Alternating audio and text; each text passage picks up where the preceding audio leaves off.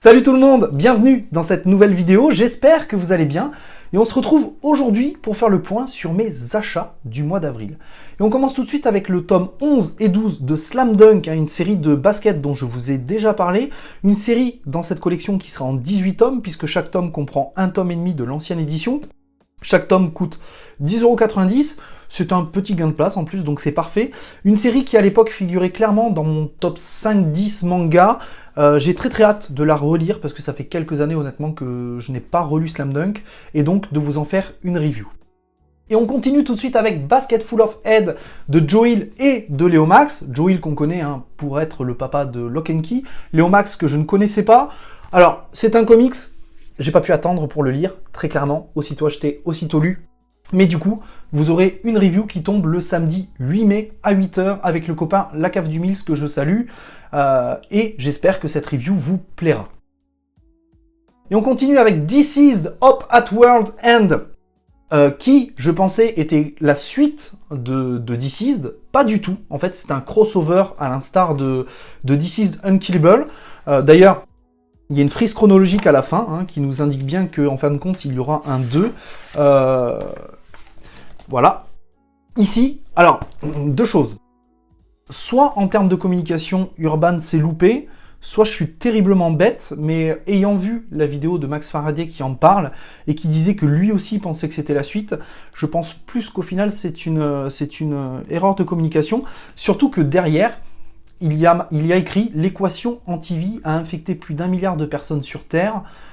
Immédiatement après la destruction de Metropolis, Superman et Wonder Woman s'enforcent d'endiguer la vague d'infection, de préserver, de protéger les survivants et d'essayer d'entrevoir la lumière au bout du tunnel. Donc pour moi, c'était clairement la suite. Enfin, quand je lisais ce synopsis, c'était clairement la suite. Donc je tombe un peu dénu. Je tombe clairement dénu même. J'ai l'air un petit peu bête d'ailleurs. Mais bon, par contre, la cover est très belle. Je vous ferai une review dans la vidéo du mois prochain. Je vais le lire assez rapidement. J'avais beaucoup aimé le premier tome. J'espère qu'il est aussi bien calibré que le premier tome du coup. On continue avec le tome 4 de Spider-Man du run de Straczynski, l'Icons numéro 4 qu'on n'attendait plus très clairement puisque 6 ans plus tard il sort enfin. Si je dis pas de bêtises, je crois que l'Icons numéro 1 était sorti en 2014 et que le 2 et le 3 avaient suivi en 2015, donc 6 ans après. Et c'est un récit qui intègre notamment Spider-Man chez les New Avengers et aussi qui fait un focus sur la vision de Spider-Man pendant l'event Civil War. Event d'ailleurs qu'il faudra un jour que je me prenne parce que ouais, c'est bien quand même. C'est un récit qui comprend les épisodes 519 à 524 et 529 à 538. Alors vous allez me dire, mais où sont les épisodes 525 à 528 ? Eh bien, ils sont dans le Deluxe L'Autre qui sortira le mois prochain. Donc si vous me suivez sur Twitter, j'ai posé la question à Panini de savoir pourquoi ces épisodes-là ne sont pas intégrés soit dans celui-ci, soit dans l'Icon 5 qui sera plus petit et qui coûtera moins cher et qui sera le dernier Icons. Ils m'ont répondu que c'était pour une histoire de droit sur le fait que les Icons, il n'y a que Straczynski, je crois, aux manettes, là où l'autre, c'est un collectif d'auteurs et de dessinateurs, et donc que ça posait problème. Je vais pas rajouter une couche avec tout ce qui a été dit sur Internet vis-à-vis de ça. Effectivement, on va avoir une collection dépareillée, mais au moins, on aura le run de Straczynski en entier, donc ça fait quand même plaisir. L'Icons numéro 5 sortira en fin d'année et réunira deux histoires, Retour au Noir et, si je dis pas de bêtises, Un jour de plus. Et voilà, on aura donc le run de Straczynski terminé. Alors, je vous en ferai une review, je ne sais pas quand, parce que très honnêtement, j'ai pas envie de lire le tome 4 maintenant, et surtout, j'ai envie de relire les 3 tomes avant. Ça fait des années que je les ai pas lus, j'ai plus trop de souvenirs, ni des dessins, ni de l'histoire, hormis, je dirais, des antagonistes et du protagoniste, forcément. Mais j'aimerais bien relire et faire une véritable review des 4 tomes, peut-être même intégrer l'autre aussi dans la review, je sais pas trop, pour vous faire une review juste avant que l'Icons numéro 5 sorte. Et enfin, on termine cette vidéo avec une vente et un rachat, puisque j'ai vendu mes 10 tomes de Justice League.